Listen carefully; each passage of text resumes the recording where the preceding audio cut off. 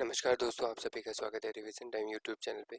हम यहाँ पर ल्यूसेंट की हिस्ट्री के क्वेश्चंस को यहाँ पे डिस्कस कर रहे हैं। आज का ये टॉपिक है धार्मिक आंदोलन। ये 2 या 3 से पार्ट में कंप्लीट हो जाएगा।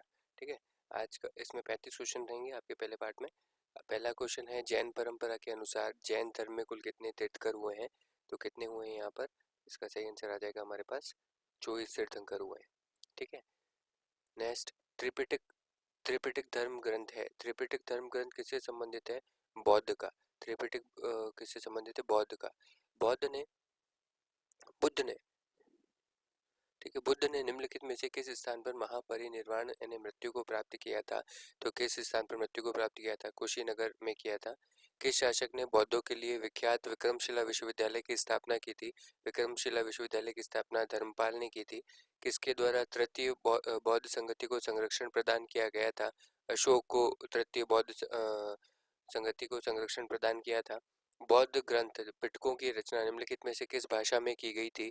तो ये की गई थी पाली भाषा के अंतर्गत की गई थी।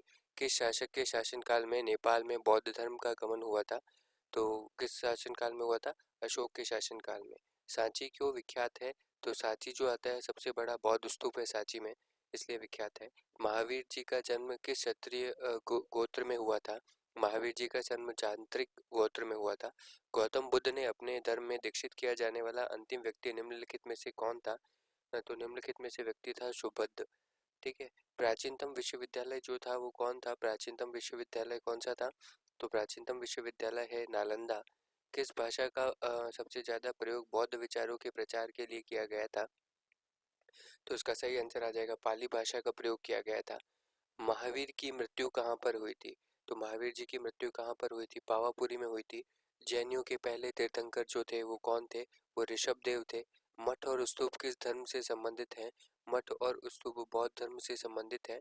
बौद्ध धर्म और जैन धर्म दोनों के उपदेश किसके शासनकाल में दिए गए थे? तो बिंबिसार के शासनकाल में दिए गए थे। गौतम बुद्ध ने अपना पहला उपदेश कहाँ दिया था? गौतम बुद्ध ने अपना पहला उपदेश जो है सारनाथ में दिया था। बौद्ध धर्म ग्रहण करने वाली पहली महिला जो थी वो कौन थी? महाप्रजापति गौतमी। ठीक है, बौद्ध गया स्थित है। बौद्ध गया कहाँ पर स्थित है? बिहार में स्थित है। ठीक है, जातक जो आता है वो किसका ग्रंथ आता है? जातक जो आता है वो बौद्ध का ग्रंथ आता है। सिद्धार्थ यानी बुद्ध ने ज्ञान प्राप्ति कहाँ पर हुई थी? सिद्धार्थ और बुद्ध को ज्ञान प्राप्ति गया के अंदर हुई थी। सारनाथ में बुद्ध का प्रथम प्रवचन क्या कहलाता है? सारनाथ में बुद्ध का प्रथम प्रवचन धर्म चक्र प्रवर्तन कहलाता है। नेक्स्ट क्वेश्चन जो आता है, बौद्ध धर्म ने समाज के निम्न वर्गों पर महत्वपूर्ण प्रभाव डाला था। तो किम्न महिला और शूद्र। बुद्ध का गृह त्याग का प्रतीक क्या है? बुद्ध के गृह त्याग का प्रतीक जो आता है वो घोड़ा है। गौतम बुद्ध के द्वारा भिक्षुणी संघ की स्थापना कहाँ पर की गई थी? भिक्षुणी संघ की स्थापना वैशाली में की गई थी।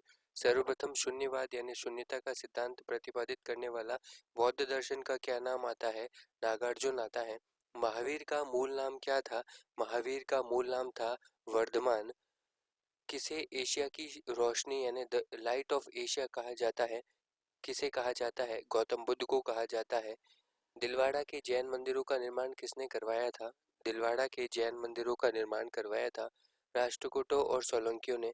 ठीक है, नागार्जुन कौन थे? नागार्जुन थे बौद्ध दार्शनिक थे। जैन परंपरा के अनुसार महावीर कौन से तीर्थंकर थे?